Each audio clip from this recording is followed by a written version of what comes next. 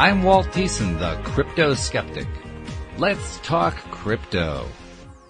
And my special guest today is Arvind Kamsay. He and I were just chatting before we got started here about what's been going on lately with the crypto markets. So today's podcast is quite apropos given what's going on. And he was telling me he's like in demand right now. All the networks want him because they want commentary on what's going on with this. I like the way you said it. You said it in a very gentle way. I called it a bloodbath, but I think you called it something like chaos or something like that. I forget what you said. Yeah, but it's interesting times. I think that was one phrase you used, and that's a good way of describing it. Very interesting times. So anyway, thank you for joining me today on the podcast, Arvind. Of course, thank you for having me. Glad to have you. And well, first of all, since we do have this topic going on of basically a collapse going on in cryptocurrencies, I got to ask you the question: Are you affected directly? I mean, is it hitting your portfolio? Oh yeah, 100%. So. Yeah, I mean, not so much with Luna. So Luna crash just recently happened for people who just are not aware of it. But, and honestly, most of my listeners don't even know what Luna is. I mean, I should give you the lay of the land here. Yeah. I know about this stuff. Listeners don't. So the Luna crash happened in May. Actually happened, one of the NFT projects I was working with, it happened same day they were actually doing their sales. Lovely. I know. They couldn't have picked a better time. Right. So that obviously impacted a lot of people. And then I guess just give you like a rundown of some of the things that are happening. So, so Celsius, one of the, major platforms, a lot of people have, they stake on it. They have their money in it. So they, completely paused all withdrawals, from all the accounts that they have. It's a trading platform, basically. It's like a brokerage. Yeah, trading platform. Right. And then we've got I believe Coinbase, if I'm not mistaken, they laid off about 18% of their employees, like all over LinkedIn. Everyone was just posting about them. And that's another one. That's another big brokerage. Yeah, and then we've got I believe maybe it was the NFT-Fi. Oh, no, not NFT-Fi, but Coin. There's a Nexo competitor. So it's the, another one similar to, they're all just essentially impacted, right? So like that's basically the high level of the story. But, there's another exchange also. They've laid off about 18 to 20% of their employees, of the workforce as well. Yeah. And then SEC is after a bunch of these exchanges, including Binance, which is a huge one. That's one of the biggest ones. Exactly. So in 2017, they had their 15 million raise, their ICO, the initial coin offering, and then they essentially SEC saying that was a security, so that they can't be that. So if they prove it to be the case, then that's also gonna be a mess on its own. That's huge. And then there's an announcement by Fed to increase the interest rate by half a percentage. That will also, so the fear of that essentially Fed's increasing the interest rate to be able to control the inflation. That the fear of that happening is also impacting the market. So exchanges are kind of in a really tough place with the government being, I guess, the SEC being after them. The Bitcoin, as it's going, I believe it's like 18-month low prices. Ethereum is down by about maybe 50%. So anyways, everything is just on a decline, right? So, NFTs on its own, is on a decline as well. So like, I believe the blue chip collections, maybe the top 10, they're down by maybe 40%, 50% as well. So the people who are just new to this, obviously sometimes they don't even know about this, right? So they're coming in. Most people, I would say. Yeah. They're coming in, buying things at a highly, highly discounted price. It's amazing. And then the people who obviously were in it and were impacted, If we're like tourists, we're going to go, then we obviously lost money and that's it. We move on to the next thing, right? The people who are just coming in, if they choose wisely and they buy into things that are, at a discounted price, not only just to make profits, but sometimes also like when it comes to NFTs, maybe they just want to buy NFTs that are just, maybe they were expensive at one point and now they're not, right? So that's also cool. Like they just collectors, they want to buy NFTs, but now the prices are just more reasonable for them. So anyways, that's a good time for them. That's a really good time for them. And then for people who've made good decisions on like holding on to things that they like, over once this recovers, it's going to be a good time for people in that I guess category as well. When that's going to happen, who knows? But well, if it's going to happen, I think is another part of the question. There's that too. Of course, I'm on the. I would just tell you, my stance is on the side of actually building, going even harder in this market. And whether it be the crypto, so I have obviously a crypto portfolio, also NFT portfolio. So on both of them, I'm actually going harder, and building. And the Web3 space also just is a place where a lot of people were just coming in, just thinking it's this shiny object, and a lot of them are just already gone. So I'm actually excited because of like the innovations and everything that we can do in this market. So that's my stance on this. It's not something that everyone should do. I think people who are thinking about, spending their rent money, on like cryptocurrency. No, do not spend your rent money. No. Right. Bad idea. Right. So, if you can't, afford to lose it, don't do it. Like do other things that, this is a purely speculative market and you have to treat it as exactly such. Very volatile, very volatile. Yeah. It's no fun. It's no fun to just, see this just going up and down that much. Right. Not good for the blood pressure, that's for sure. Yeah.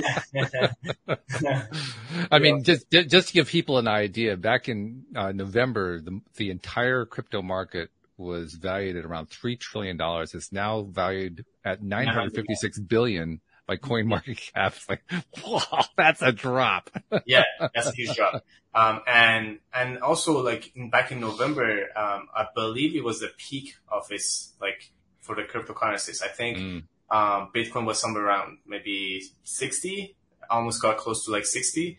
And then, Ethereum was a lot higher, and it's not the case anymore, but all good. Yeah, crypto's down to about 23 now, I think, something like that. But yeah, it's seen better days. The thing that's really interesting to me, there are a number of things interesting to me in this whole scenario, and they are factors that led me to want to create this special segment on the LOA Today podcast, because this is kind of separate from the regular podcast.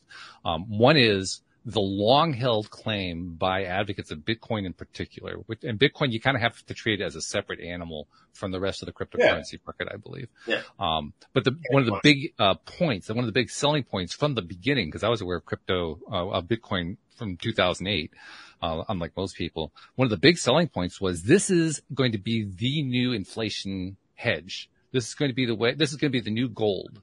So that whenever the Fed starts to do what they're doing right now, start to edging the rates up and so forth, everybody's going to flee to Bitcoin. And exactly the diametric opposite has happened. Right. In other words, precisely the opposite of what they said was going to happen is actually what's happening.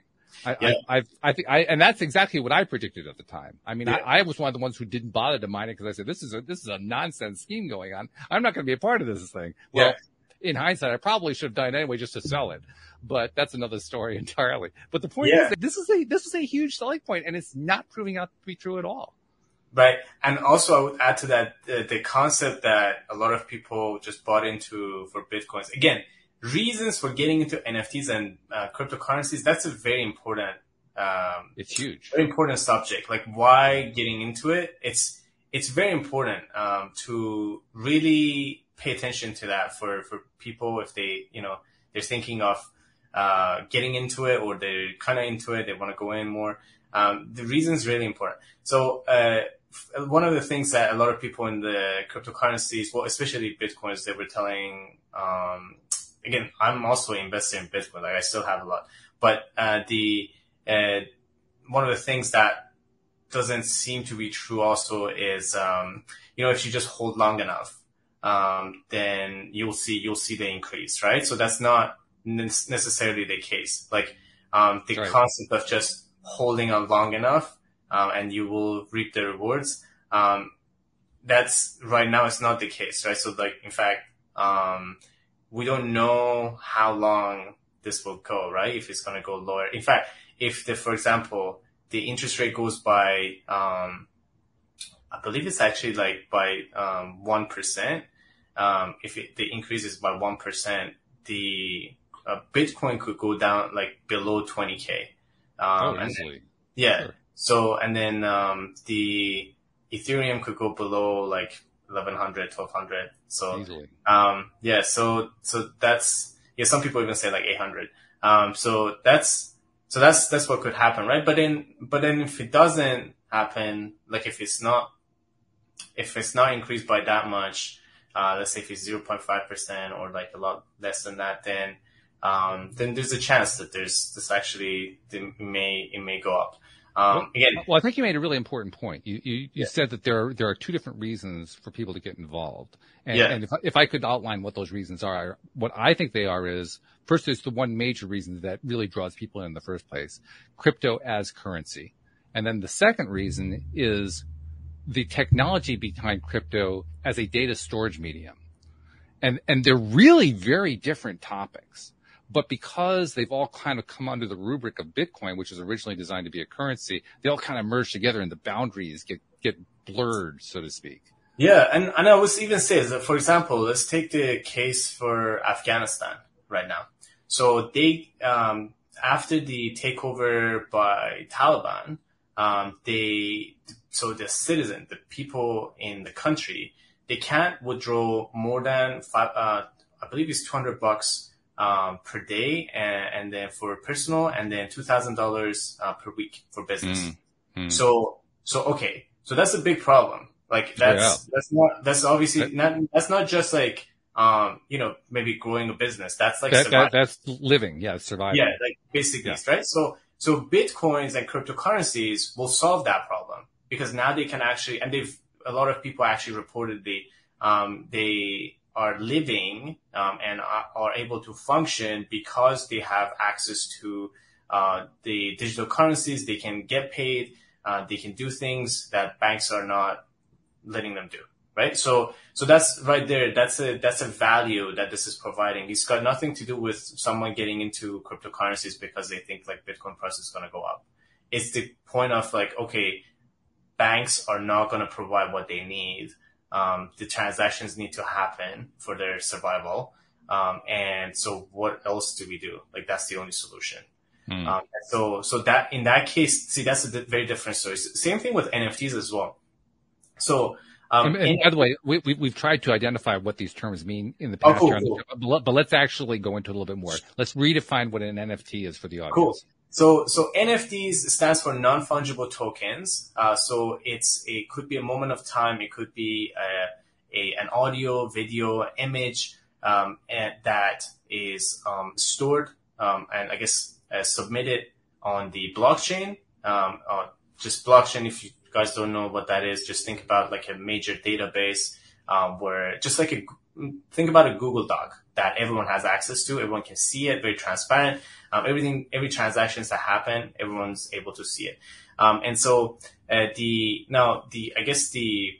common perception of NFTs is that if you just type out NFTs even on Google, what you will see is a bunch of profile pictures of animals that people think, okay, so these are just some expensive JPEGs. So these images that they can screenshot, right? So that's what majority of people think of NFTs if they know what NFTs are.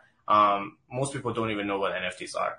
And for good reason, because I mean, let's be honest, they are an abstraction. They are an abstraction that has been turned into code. And now all of a sudden we're trying to turn this abstraction into something real that we can all tangibly get our hands around. Yeah. And so now, but then if you think about like the actual like problems that NFTs solve, it's far beyond just buying and selling a bunch of profile pictures. And so, for example, in the fashion industry, the concept of authenticity is really a big problem. So let's say you buy a handbag, not you, I'm just saying, like, if buys a handbag. Not my color. Yeah, handbag of like Prada, then it's really important if you're buying something of that, I guess, like with that pricey, let's say, a few $1,000s that you pay for a handbag. It's very important to know that, okay, that is the actual authentic handbag, that you're buying, right? So again, not everyone has to buy expensive handbags, but the people who do, it's very important for them to know that they're buying the authentic version, not the fake version, right? So currently, even the companies themselves, they have troubles. Like there actually been like a lot of reports in New York City of like major companies. The employees themselves had trouble actually authenticating what's the real, what's not real, right? Oh, yeah. So counterfeiting's been an issue for many years now, and exactly. It's gotten worse over time. Right. Now, with NFTs, we can solve that problem.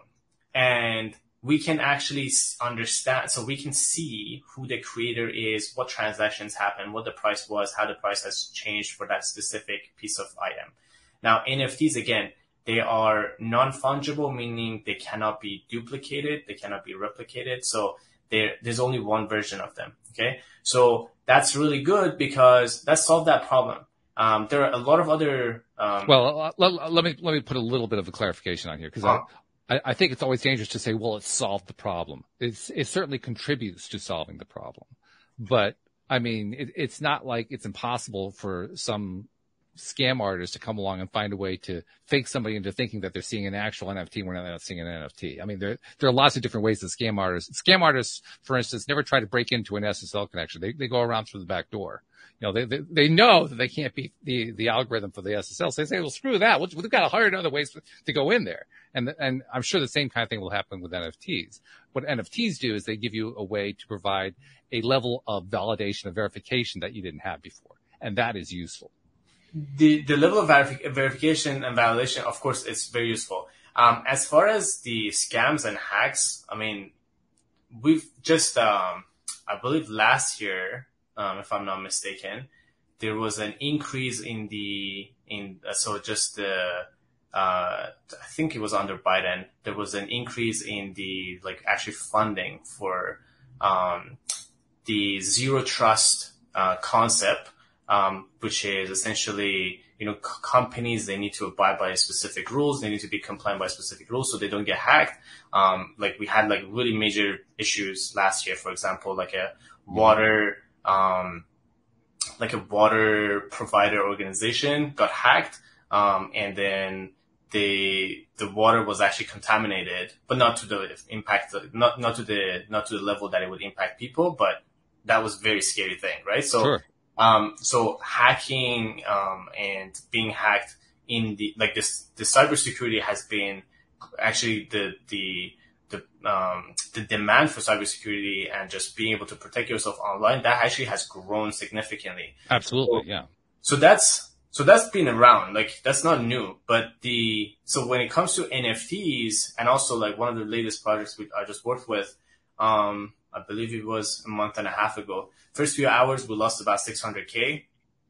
So money that was generated from the sales of the NFTs went to a wallet that didn't have so it wasn't a multi-sig wallet, didn't have you gotta tell people what that is because remember they don't know. Yeah, so essentially multi-sig wallet would look like a crypto wallet that prompts you to use multiple ways to authenticate yourself. So meaning by emails, by code that's sent to your phone, and that's different than a crypto wallet that you can just send money and receive money without authenticating yourself.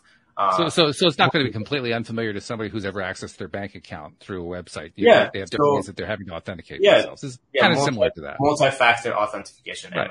That's what it's called. Mm-hmm. And so anyways, so that was the problem. We didn't have that and we got hacked, 600K lost, right? Now, we have about 2 million collection size right now in NFTs. As of last month, we were actually getting about 500 new NFTs coming out every day. just on Ethereum blockchain alone. So we have other blockchains as well. And so there's a lot of NFTs, and there were a lot of them were scams. There were a lot of them that didn't even make it. Sometimes even they scam people unintentionally, meaning like they wanted to, they had a good purpose, they had a good intention, they didn't make enough money, and then they couldn't actually deliver on their promises. So that's still considered a scam, but not that like something that they intentionally went in to do that, right? So that's just how it happened. They're just newbies. They're not really business people. It was a good intention scam. Exactly. Good intention scam. And so to say like, the NFTs, are a scam, I mean, I don't know if that's the case. Like NFTs, it's just well, that's why I was trying to distinguish before. Yeah. I think it's important to distinguish between use cases, because you made a really great point there. There's the currency use case, and then there's the data storage use case. And data storage is really a very different topic. It's a very useful topic for the reasons we're talking about here. Right. But it's not the same thing as currency. No, I think we have to distinguish between the two. When we can distinguish and say, okay, an NFT is just about how do we store stuff. It has nothing to do with it being money or not. It's just how do we store stuff. Now it becomes a different kind of topic, a different kind of conversation. Yeah, exactly. So that's the whole point, is that NFTs, they have lots of different use cases. So the one that's commonly known by most people is buying and selling these like cool looking animals. That's what people know it of, if they know what NFTs are. But there's far more, beyond. It's really anything you can store in a database is what it amounts to. There's that. There's also like a lot of other things. So for example, let's say SaaS companies, software as a service companies, they've actually calculated to see if they use NFTs to sell their services, whether they make more money or they don't. And they actually happen to make way more money with introduction of NFTs. Again, has nothing to do with just having a, let's say a profile picture of an animal on your Twitter, selling it, buying it, pump and dumping it. It has nothing to do with any of that. The purpose of the reason that's actually working for these software companies to have NFTs incorporated into their business is because the level of distribution that they get access to that they wouldn't have otherwise. So growing community with NFTs is something that we can do that's far better than not using the NFTs, right? So that's that. There's like many other reasons to use NFTs. That's why NFTs, like again, that's the reason my stance on NFTs, that the NFTs are staying. They're not going anywhere. But if for people who are just thinking about like, okay, for example, the blue chip collections are like, prices are going down. So NFTs, I guess the ecosystem is just collapsing. I mean, that's what it looks like if you're thinking about it. But well, again, that's because we aren't distinguishing between currencies and data storage. They are very different, but the marketplace are treating them as if they're all part of the same thing. And I think the reason the marketplace is doing that is because most people get into the marketplace not because of the data storage, but because, oh, wow, there's this new currency thing and a lot of people are making money at it, and I'm going to get in there and make a lot of money at it. They don't necessarily know anything about it. You know, they're just like, oh, it's money. Okay, let's go do this money thing. Shiny object as well. Yeah. So like, I mean, the whole Web3 concept is very shiny object for a lot of people. So in October 2021, Facebook, what now is called Meta, they announced the metaverse, right? So the company actually, they announced Meta, and then they talked about metaverse and what that would look like. And so past that time, a lot of people actually realized, okay, so this, the concept of metaverse doing things virtually and the Web3 is actually going to be a real thing because Meta has billions of people in its distribution. And so it will make it widespread, let me also be a little bit clear here too. That's the speculative belief. It is not a given. It is a belief that many people have about Meta. I'm actually one of those who think that the whole Meta thing is a little bit off the rocker, but you're right. There are a lot of people who do believe that that A is going to lead to B, that because Meta / Facebook has this huge built-in audience, that therefore their metaverse view is going to become a reality. But A doesn't necessarily lead to B. We have lots of history cases of major companies that launched major products. I mean, that were basically, we now have a word for it. We call them Edsels for a very good reason, because the Edsel, which was this was like the big thing that the Ford company was going to do in the mid 20th century, and it almost broke the company. And because it just was not accepted by the marketplace. So we got to be a little bit careful about saying, well, yes, it's going to happen. I wouldn't want to say it's going to happen. Oh, no. So, okay. So what I'm telling you and your audience, I'm not saying that this is the truth. I'm saying this is my opinion. Sure. Yeah. That's fine. People can form their own opinions, and they should do their own research, and understand things, the way that, will serve them best for their life. My opinion is that because Facebook has a large distribution, given how Facebook made the whole concept of like Web 2 really widespread, so meaning the concept where people, like let's say Facebook itself, just the example of that Web 2 being widespread, Facebook will show you content based on information it has from you.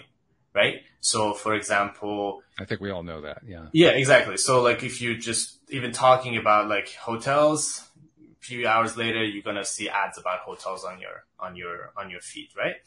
They've done a lot of weird experiments too, but this is like the prime example of it. So they've made that widespread just because of their distribution. Right. My opinion is that they will make Metaverse, as widespread as well. I think they will, but that doesn't mean that it takes hold. Yeah, I mean, I think it's a given they're going to try to build this thing out. But just like Ford tried to build the Edsel, they're going to build their metaverse. The question is, will the public buy it? And I'm not so sure the public's going to buy it. My stance on it that they will.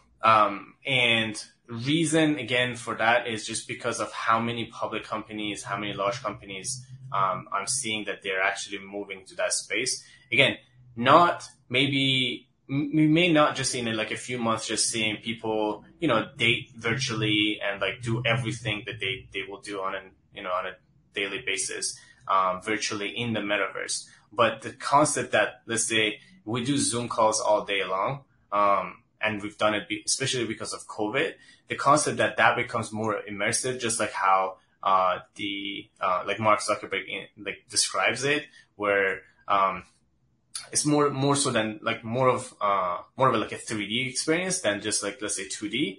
Those things are very easy to transition to for people.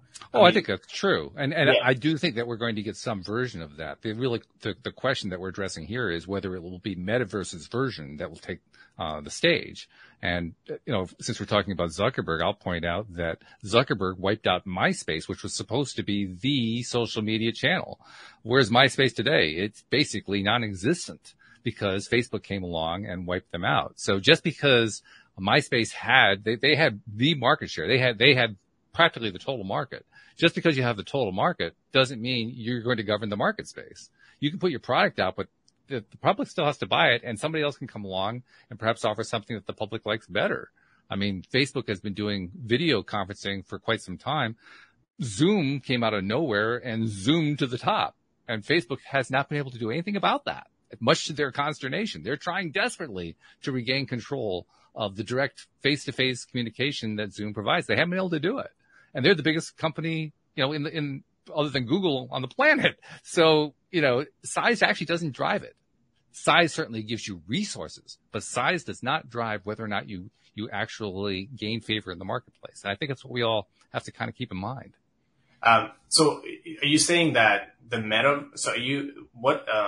what is your stance on that? Well, Metaverse is what I see as a Facebook registered trademark. That's their thing. Their name of their company is Meta. They're basically positioning themselves as the Meta company. Right. And their play is the idea that, well, we are going to be the Meta company, so everybody's going to come through us. And I think that's a false assumption. I think it's actually a rather arrogant assumption, to be honest. That's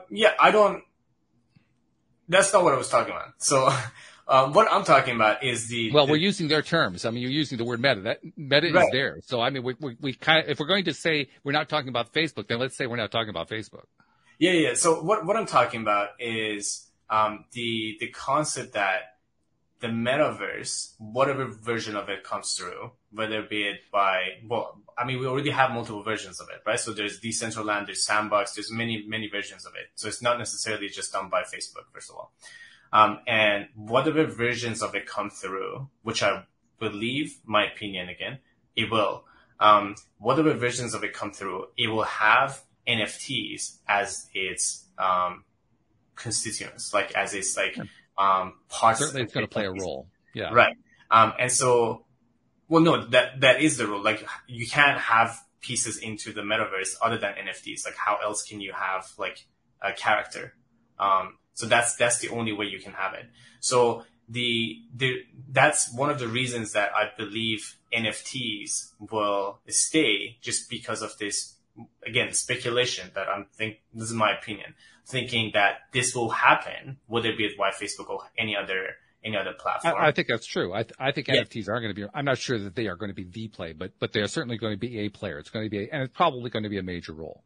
What that role is going to look like, I don't think any of us can really say at this point. It's too early in the game, but certainly there's going to be a role played there. I do want to get back to the currency side of it though, because that was really the motivation for me to create this segment on the podcast, because that's really the side of things that I think those people who know something about it, they don't necessarily know a whole lot about this whole cryptocurrency thing, but that's the part they're aware of. And that's the part that's driving the whole craziness that's been going on in the speculative marketplace. I mean, it's fun to say that NFTs are driving it, but honestly, NFTs really aren't driving it. They're driving a small piece of it, but from the perspective, of the overall public, like we were saying before, the public doesn't even know what the NFTs are. All they know is, there's this cryptocurrency thing. So that's really what's driving the train right now.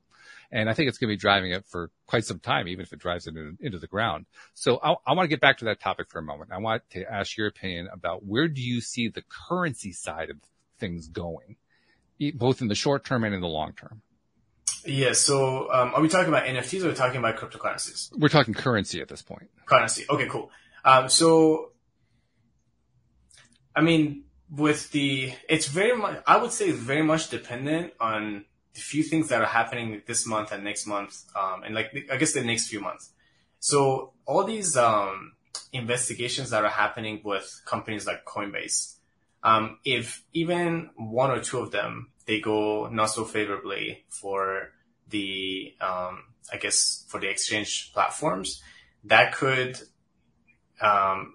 be really catastrophic for the entire crypto communities, because once they get one exchange, I guess, Binance, even though right now they're under investigation by SEC, they've also been under investigation by many other countries, not even US.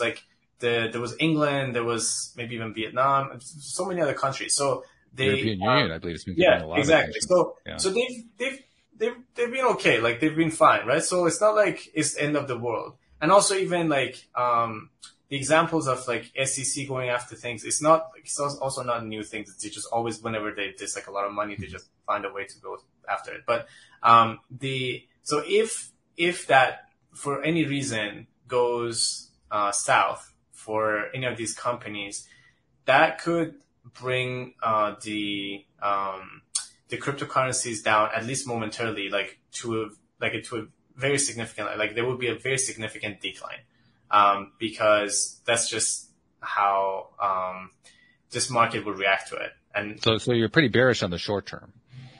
Yeah, but I would also say, again, personally, I will be a holder regardless, and I will hold throughout the whole, experience. Now, if, obviously, something other than what I would expect right now and what I'm talking about would, happen, maybe I'll change my mind. But, even though I'm seeing all these, things that are happening with both Binance, Ripple, XRP, I believe even Polkadot had some challenges last year. I don't know, if they still do.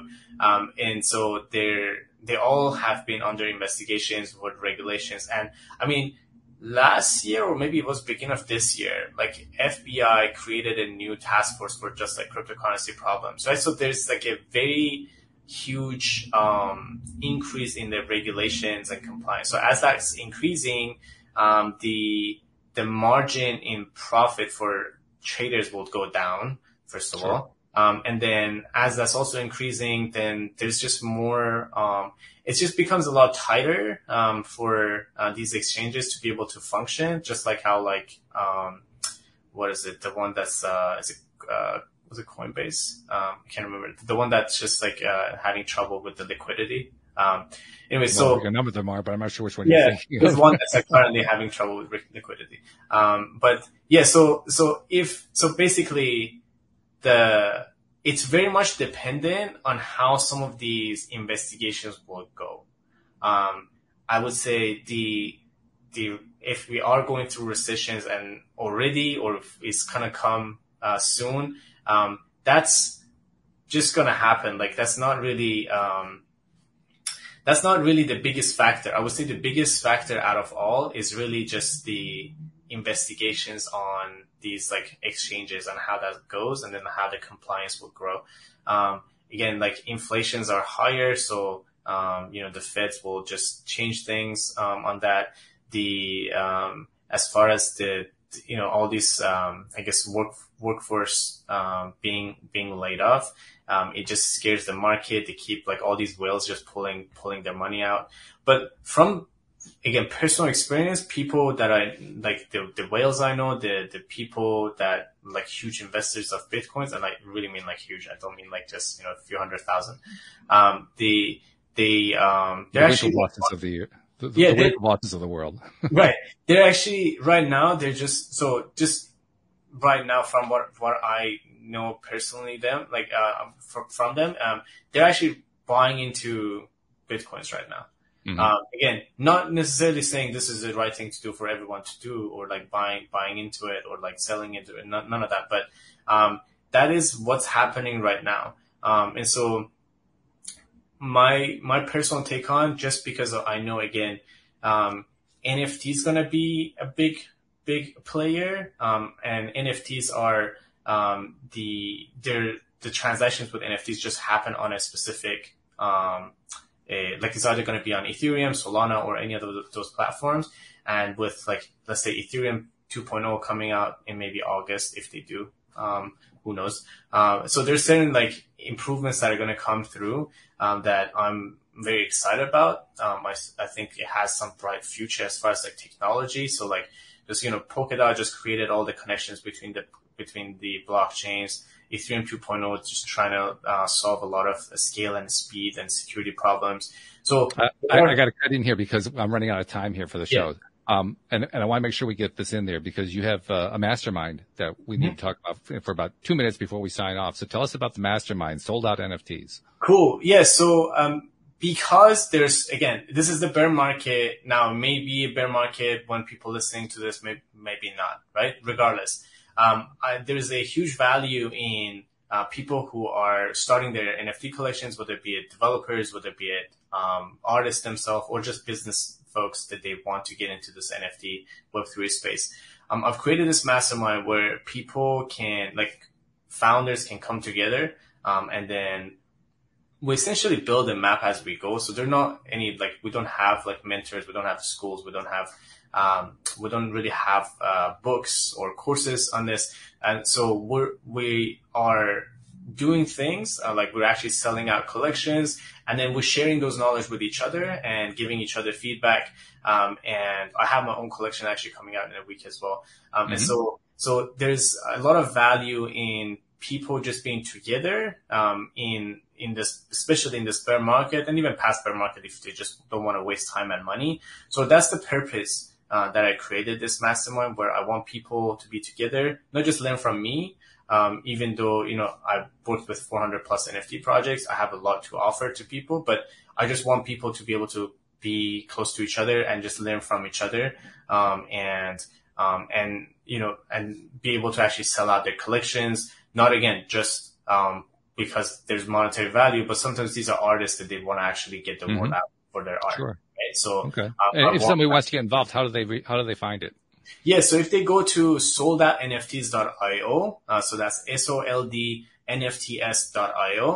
they can learn more about the mastermind, the program that I have. And then on all socials as well, Arvin K NFT. So that is ARVIN NFT. They can find me, send me a DM on Twitter, especially, or LinkedIn. If they want to find me over there as well. I'm happy to chat about their project as well. Excellent. Well, thank you for being on the show. We'll make sure that we include that in the show notes so people can just click the link to get over there. Cool. But thank you for taking the time to talk about this. I wish we had more time, but it just didn't work out for us to be able to do that. But thanks for having me. Yeah, thanks for being on. And thank you to our podcast listeners everywhere. We'll see you all next time here on The Crypto Skeptic and LOA Today. Goodbye, everybody.